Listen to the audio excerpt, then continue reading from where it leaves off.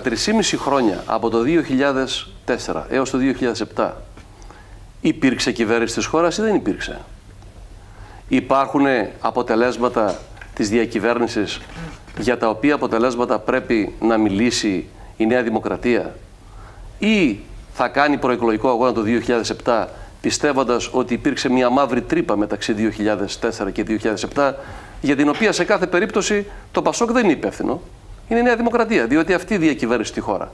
Πρέπει να καταλάβει η Νέα Δημοκρατία ότι στις 16 Σεπτέμβρη η απόφαση η οποία θα πάρει με την ψήφο του ο ελληνικός λαός είναι μια απόφαση που αφορά δύο πράγματα.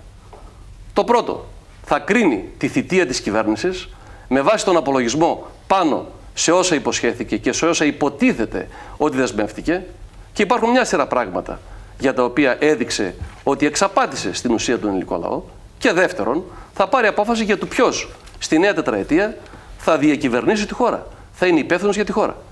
Κατά συνέπεια, δεν μπορούμε να λέμε εδώ ότι υπάρχουν προβλήματα, υπάρχουν προβλήματα, υπάρχουν προβλήματα. Δεν θα κρίνει και εσάς όμως για την πληρότητα της εναλλακτικής σας πρότασης? Βεβαίως. Για το αν είστε έτοιμοι από όλες τις πλευρές να πάρετε το τιμόνι της χώρας? Βεβαίως, κύριε. Και αυτό ακριβώς σας ρώτησα. Ότι πέρα από το καταγγελτικό, είστε ικανοποιημένος από το προγραμματικό? Έρχομαι στο θέμα αυτό. Λέω λοιπόν ότι το πρώτο στοιχείο το οποίο υπάρχει είναι το στοιχείο της κρίσης απάνω στα 4 χρόνια διακυβέρνησης της Νέας Δημοκρατίας.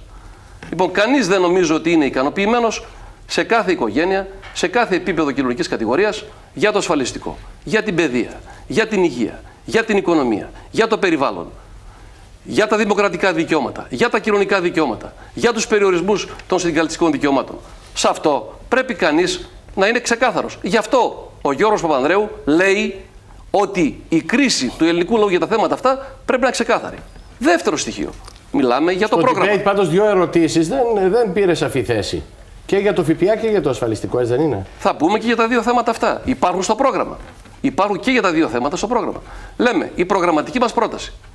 Ποια είναι η προγραμματική πρόταση της Νέας Δημοκρατίας για την νέα τετραετία? Υπάρχει πρόγραμμα? Λέει ο κύριος Μεϊμαράκης. Μα εμείς έχουμε πρόγραμμα οκταετίας. Ακούσατε. Εδώ εκλέγουμε κυβερνήσεις κάθε τετραετία και υπάρχει πολιτικός τέλεχος πρώτης γραμμής του κόμματος που λέει ότι μιλάμε για οκταετίες. Κινδυνεύει να μας πάει σε γνωστές στην ιστορία οκταετίες. Όχι, η Νέα Δημοκρατία με ψήφο. Η Νέα Δημοκρατία. Ναι, δεν λέω για οκταετία συνταγματαρχών. Λέω για την οκταετία του προηγούμενου Καραμαλή. Λοιπόν, βεβαίως. Γι' αυτό. Ποιο είναι το πρόγραμμα? Προσπαθούν με την